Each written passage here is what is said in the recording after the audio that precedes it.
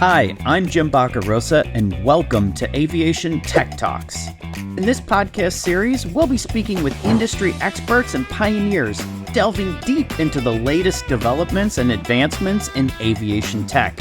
From futuristic aircraft designs to cutting-edge digital solutions, we'll be exploring how technology is shaping the future of the industry. So buckle up and join us for an exciting ride as we take off into the fascinating world of aviation tech.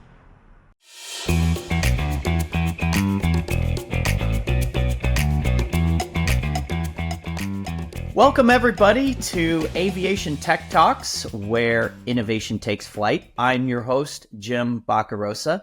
And on this episode, we are going to be covering and touching upon the issue of cybersecurity. And my guest this week is Sagar Pandya. Sagar, thank you for joining us. Jim, thanks for having me. Yeah. This is a topic that is near and dear to my heart, and I'm just super excited to be able to share some of my experiences with the audience.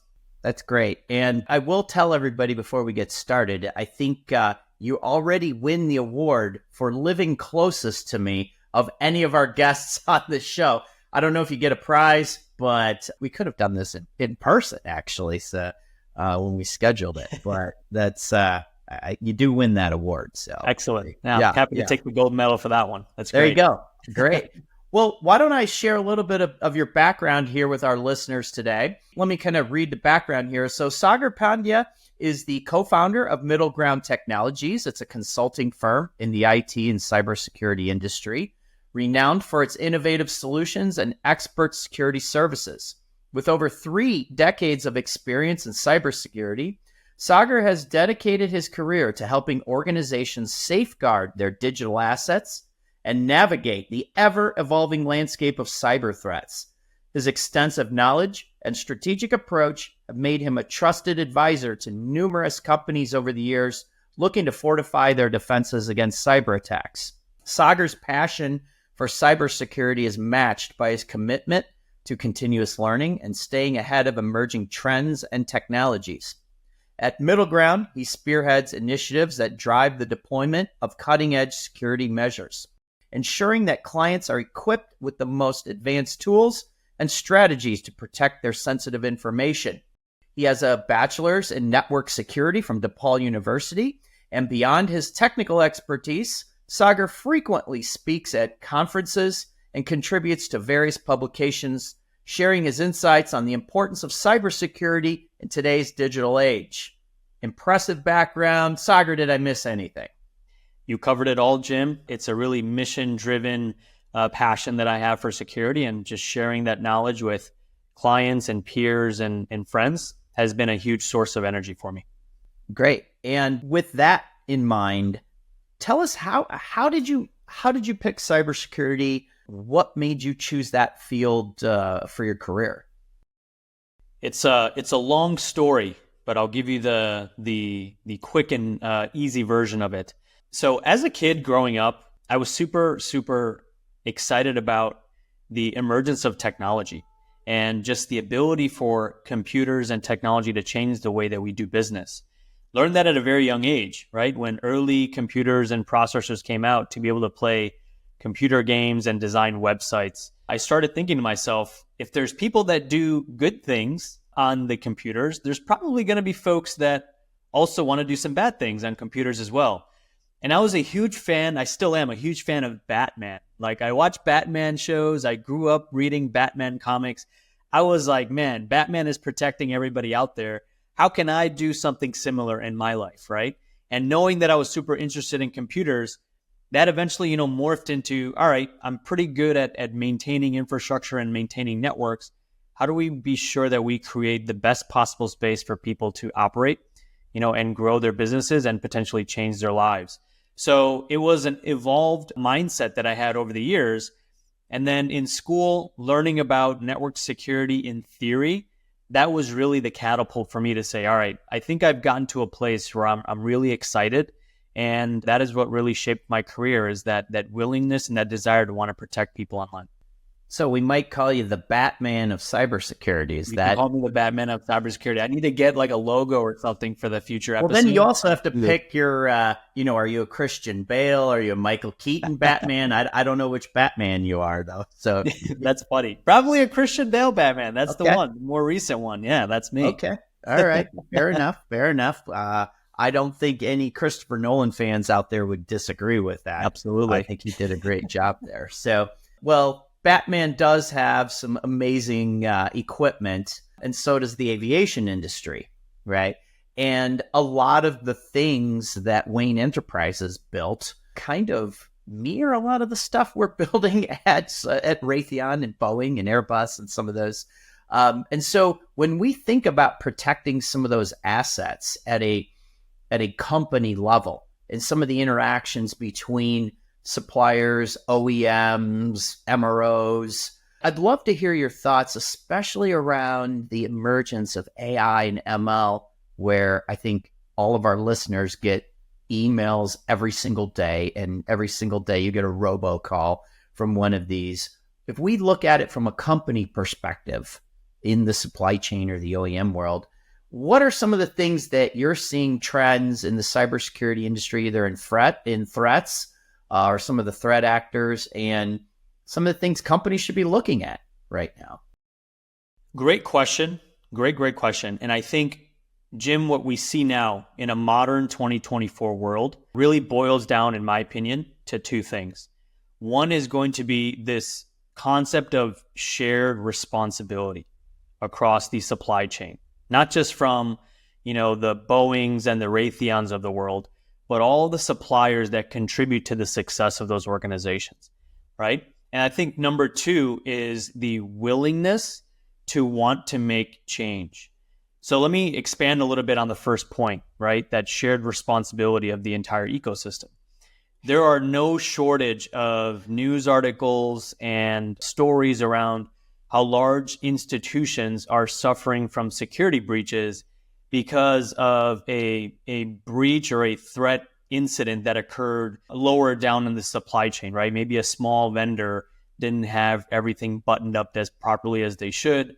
And unfortunately, the emergence of that threat at that small company made its way all the way through the supply chain and eventually impacted that large institution, right? And then it becomes an entire PR nightmare for everybody that's involved in the process.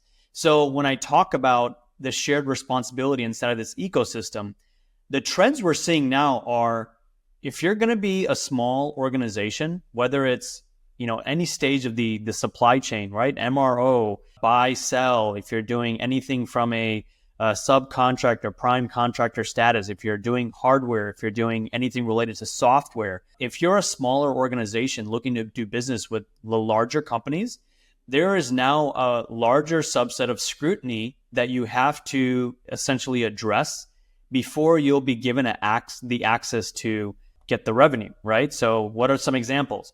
You have to provide proof of your security training program for your teams. You have to provide proof that you have not had any security incidents in the last 5 years. You have to provide proof of a sound cyber insurance policy, right? Because cyber insurance policies essentially are evidence that you have some security controls in place and an insurance carrier is excited enough to be able to place a policy within your organization to transfer some of that risk.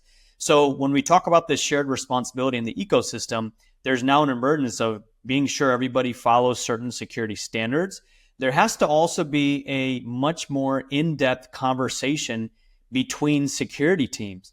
It's not just the responsibility of the institutional organization to drive security change. It's got to come from all organizations in the supply chain, because the moment we have a weak link in the chain, that is going to be the entry point that these threat actors continue to take advantage of. So again, I can't stress the importance of this trend of shared responsibility in the supply chain, right? Right. And then the second point that I mentioned earlier was the willingness to make change. We are living in a very modern era from a technology perspective, right? There's no shortage of AI and machine learning tools available, both for the Batmans and the good folks in the world, and also the folks like the Jokers and the bad folks and threat actors that want to take advantage of organizations. So that willingness to change really stems from the need to protect ourselves from threats that are continuing to evolve.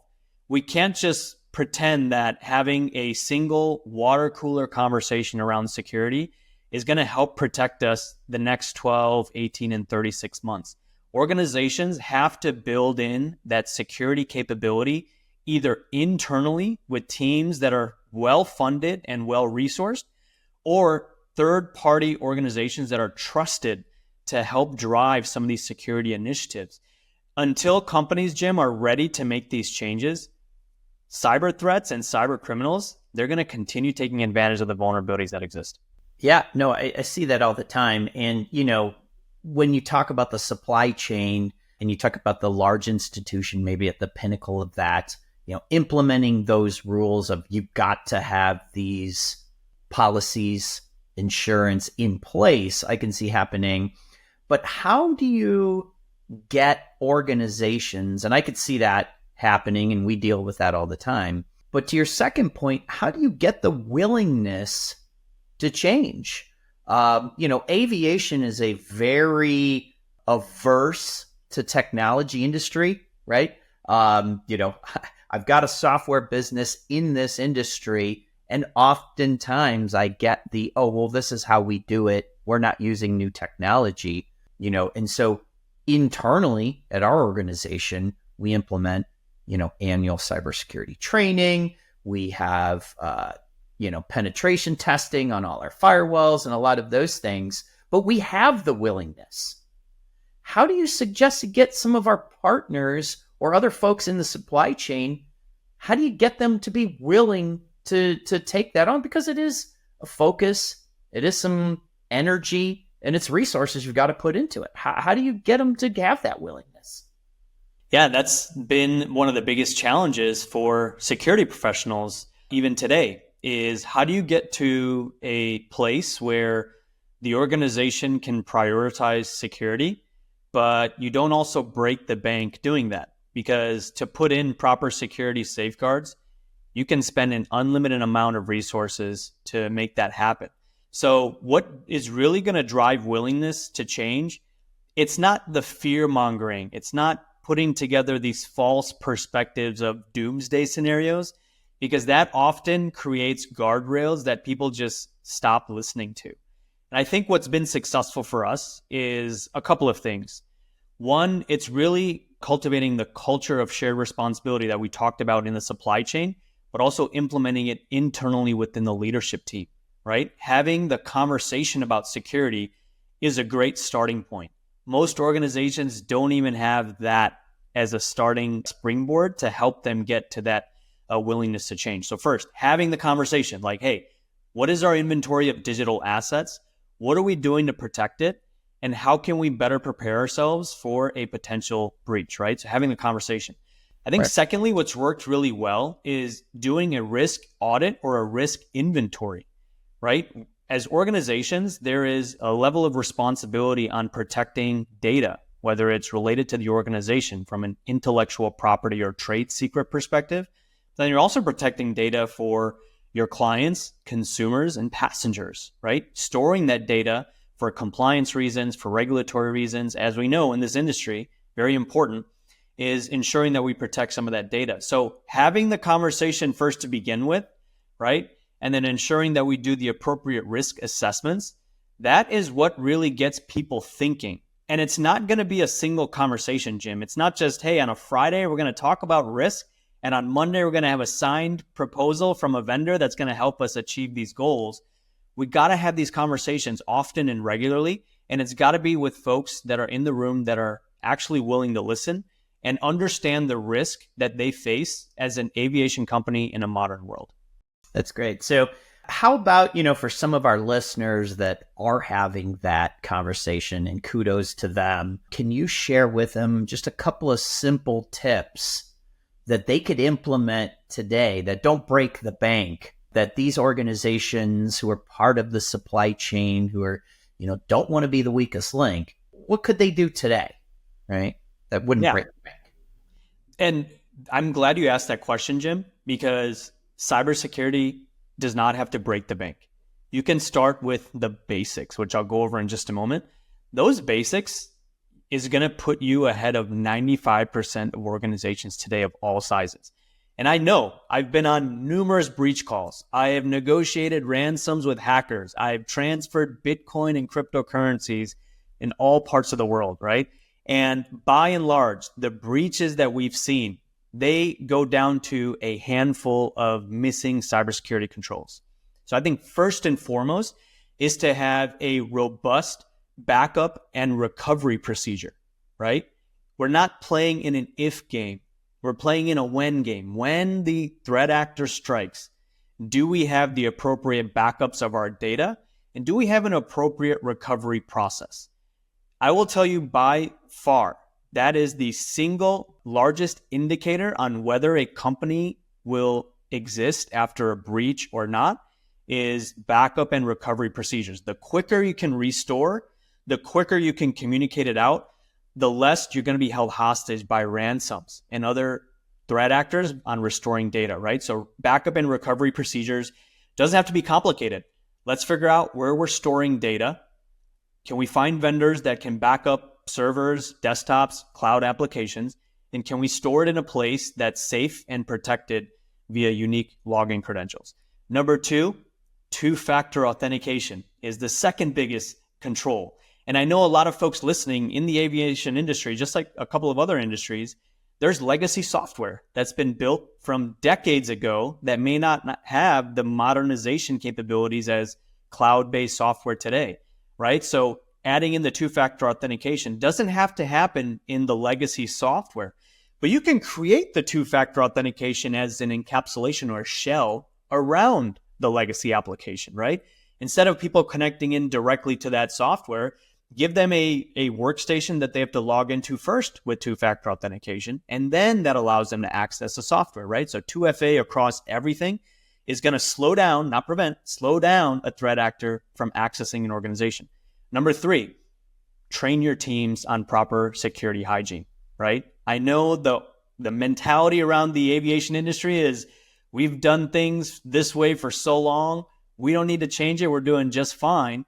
But having a simple conversation with your team, having your accounting or finance team build in processes or improvements so that wire transfers are not done to threat actors, right? Teaching your team how to make the best judgment call when they see a spam or a phishing email in an inbox, right? And there are a multitude of softwares out there. There are a multitude of consultants and organizations that you can pay a very small fee and they will handle all of the training and implementation for you, right?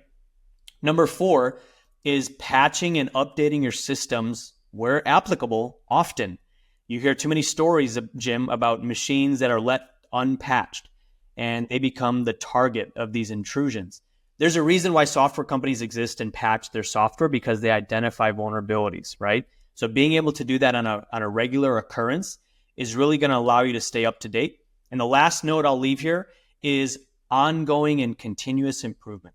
Cybersecurity is not something that you achieve one time and get a gold medal, like my closest neighbor award. It's not a one-time thing. Cybersecurity is ongoing as a practice. Just like if you're huge into fitness and you're going to the gym or running a marathon and training, you don't just run once and call it a day. You're training and practicing often. So these are the things. These are the basics. These do not cost millions of dollars to implement in an organization. You can take some of these basics here, implement them and review them regularly. I'm telling you that will put you ahead of 90 to 95% of organizations today. Yeah, those are great points because I'll go back in time, right? I won't date myself, but when we didn't have cloud storage and you kept everything locally, it's not a matter of, like you said, if, it's a matter of when your computer crashes.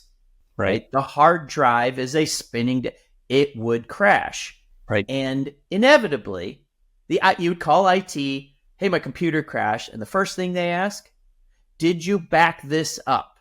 And guess what? No one ever did. And then it was a disaster, right? And now we're just taking that to the enterprise of, did you back up your application? Oh, no, I forgot. Right. Yeah. And so automating those things really, I think is also, I would add to some of the the things there that you could do as an individual or as a company, right, to back up. Make it automated so you don't have to think about it. And put it in the cloud. I don't know how many times, it's one of my biggest pet peeves. I talk to any of our team, and we leverage a lot of cloud storage because it's secure, it's backed up, right? Yet they're storing things on their local machine. And it drives me up the wall. And we're a company that really has had that conversation and really is willing to do that cybersecurity. So I think it goes without saying it's important for executives to build that into the culture of their company is, guys, this is going to happen to us. Even though we're a small supplier out of Florida, someone will penetrate our systems, and it's probably going to be from an email, right? And I've seen so many that look like it comes from me, that my staff would say, Jim, did you send me this? It looks weird. I said, no, that is not me, right? And no, I'm not asking you for your social security number. That's pretty obvious, but it's quick log into this system and I need a copy of your password, right? The urgency, the importance, Exactly. So just keeping it top of mind. So at a company level, we're backing things up, right? And we touched on a little bit of things now at the individual level. So if I'm in one of these organizations, I'm working at an airline, I'm working at an OEM or a parts supplier, what can I do? Or even a customer, a passenger. What can I do to kind of improve, or I should say lessen the chance of a cyber security breach on my information?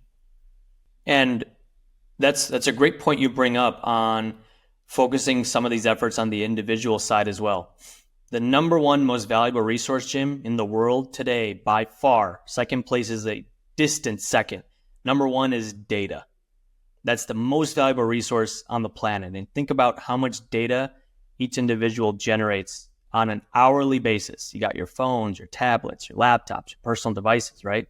And again, the same mentality that we tell our company clients to do, we encourage individual consumers, passengers, people to do as well, right? So I think, again, I love bullet points, right? You can do a few things here to protect yourself. I think number one is going to be continuous monitoring of everything that goes on in your life, from credit card transactions to bank transactions to personal emails, phone calls, postings on social media, right? Just be aware of everything that's happening around you, because usually there's a telltale sign that something's gone wrong. You'll see a fraudulent transaction. You get a call from a number that is spoofing someone else that you know, right? And even with the emergence of AI now, you're getting calls with people with cloned AI voices, which is a whole other topic that we have to address now as a society, right? So continuous monitoring, using password managers. I know we're creatures of habit and we want to use the same password for everything that we log into, work emails, social media, Amazon, other online services, right? Using a password manager so you have a unique set of credentials for logging into systems. I'm also going to say two-factor authentication. Most enterprises and listeners of this episode here, they're going to have some type of two-factor capability within their organizations. And I know it comes at the most inconvenient time. To all the folks that work at these large institutions, Jim, it's like, I don't want to put two-factor on my personal iPhone because then my employer is going to monitor everything that I do. Well, guess what? Then you have to have a second phone they have to carry along with you. And if you're like me, I barely remember to charge one phone. How am I going to charge two? Right? So just that willingness to put in the two-factor authentication and being flexible, right? And then having, again, conversations with family members, especially young children and seniors, on safety with online access, right? There's a lot of crazy information out there, and there's a lot of hallucination from AI that's happening. We don't have to spend millions of dollars on a very robust security program. We can do the basics right, Jim. If we can do those right every time, we're going to be ahead of most people in society. That's great. And I loved your first point about a password manager. Would you recommend, and I won't name one, but we use one, would you recommend a third party, or would you recommend building it into your browser, some of your password management? What would you recommend? It depends. There are some browsers that are more susceptible to password theft. Some browsers that store your passwords right in the browser and it auto-fills it for you, they're not encrypted all the time. So if your computer got breached from a phishing email that you clicked and somebody has remote access, and if you leave your machine on at night, 2 a.m., someone may be able to access your browser and capture all your credentials, even if you have unique passwords across the board. I'm always in the camp of third party, and I know there's varying opinions around that depending on who you ask. My opinion is third-party password managers. You can Google the phrase top password managers in 2024. You'll get a list of so many of them. By and large, it doesn't really matter which one you pick, Jim. It's just using any of them versus storing passwords in a browser. Storing passwords. You know what my biggest nightmare is, Jim? Is when I talk to clients and they have a Word document or a text file on their desktop, the name of the file, I'm not kidding. I can't make it up. It's passwords.docx or it's an Excel file. And that's my biggest nightmare is you have literally the keys to your kingdom sitting on your desktop. So I don't care if it's a $1 a month password manager or you're spending $100 a month. 10 times out of 10, that password manager is going to be better than a Word doc or a text file, either on your computer. Some people have it in their Notepad app on their iPhones and Androids. Yeah. That's not safe either. Some people, meaning my parents and almost anyone in my family. Yes, I know that to be true.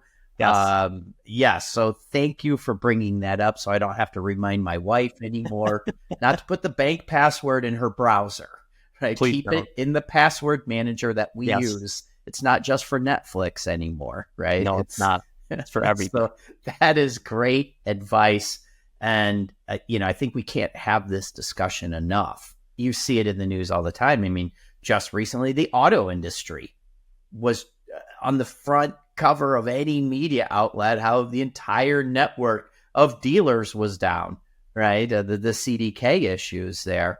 Are there any things from that episode that the aviation industry really needs to learn from and say, boy, don't do that or be careful of this?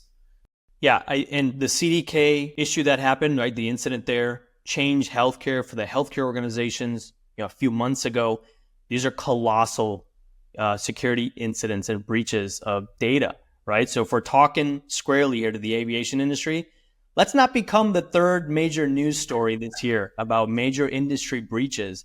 We got enough problems. We have enough problems. We have enough things that we're worried about. Again, Jim, if you think about doing the security basics, right? Let's monitor things. Let's back them up. Let's put in two-factor everywhere.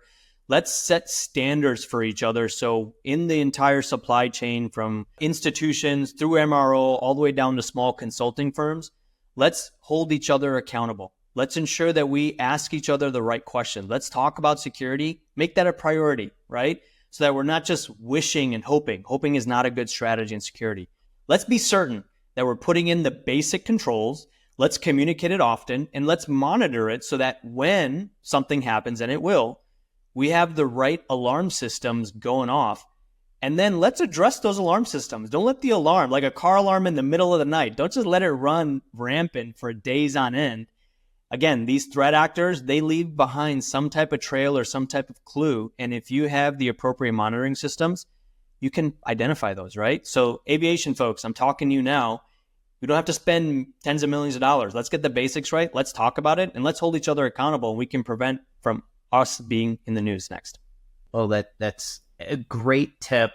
Anyone watching this podcast right now, I think we will thank you in the future just to heed some basic principles to protect the system against cybersecurity threat. Sagar mentioned a few simple ones, password managers, two-factor authentication, backup and recovery, often automated and secure, right? Those are some basics, right? We don't need a CISO to do all of that kind of thing. So we can do that at any size of a company. So if you had to leave our listeners with one tidbit or thing you're seeing that's going to happen or a trend that's happening, what would that be?